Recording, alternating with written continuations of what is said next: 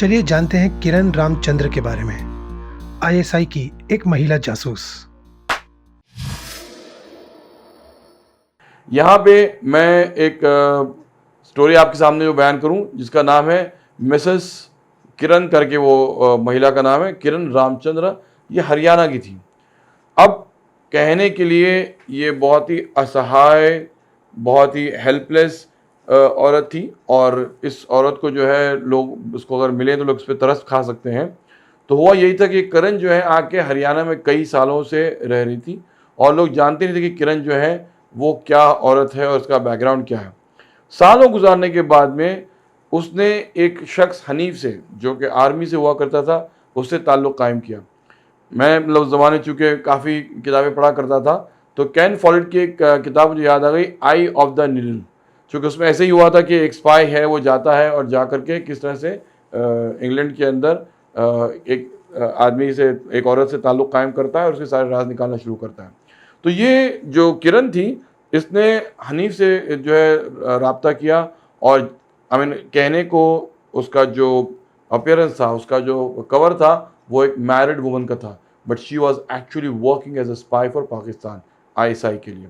इसने हनीफ के भोलेपन का फ़ायदा उठा के उसके साथ संबंध कायम किए, और फिर हनीफ के ज़रिए उसने आर्मी के बहुत से सीक्रेट जो निकाले, और उसने कई सालों तक हनीफ से घनिष्ठता रखने के बाद उसके बहुत से जो सीक्रेट्स थे, बहुत से इंपॉर्टेंट डॉक्यूमेंट्स थे, और बहुत सी जो बहुत सीक्रेटिव पोजीशंस थी, वो उसने निकाल के उसके ज़रिए हासिल करके वो उसने पाकिस्तान तक पहुँचाया। किसी को ये नहीं पता चल सका कि किरण का एक्चुअल रूप क्या था और ये किरण रामचंद्र जो है वो कौन थी। लेकिन बाद में पुलिस ने जब उसको गिरफ़्तार किया, और गिरफ़्तार करने के बाद में जब उसका पूरा इसका स्टेटमेंट जो हमारे सामने दिख रहा है, जहाँ वो कह रही है कि फरीदाबाद में वो तकरीबन 20 साल से रह रही है, और उसके बाद उसने बयान किया किस तरह से उसके शौहर ने हनीफ से बात की, और किस तरह से हनीफ उसके घर आने जाने लगा, और किस तरह से उसके एक पेइंग गैस के मुताबिक रहती थी। उसकी एक पूरी लंबी चौड़ी कहानी है जो फ़िलहाल मैं उसमें नहीं जाना चाहूँगा।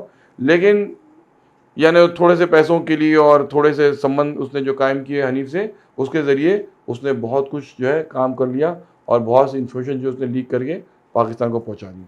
तो मुझे लगा था कि मैं कभी इस किरण रामचंद्र के बारे में भी, कि आप किसी की भी अपैरेंट पे मत जाइए। देखिए, ये जो नकाब होता है, ये बड़ा ख़तरनाक सा नकाब होता है किसी के भोले भाले होने का, किसी की सहानुभूति हासिल करने का। आपने देखा होगा, अक्सर आपको सिग्नल पे लोग दिख जाएंगी, भीख मांगने वाली औरतें, जो अपने गोद में बच्चा पड़ा हुआ है और उसकी दूध की खाली बोतल आपके सामने कर रही हैं, और कहती हैं कि हमारे बच्चे ने दूध नहीं पिया है।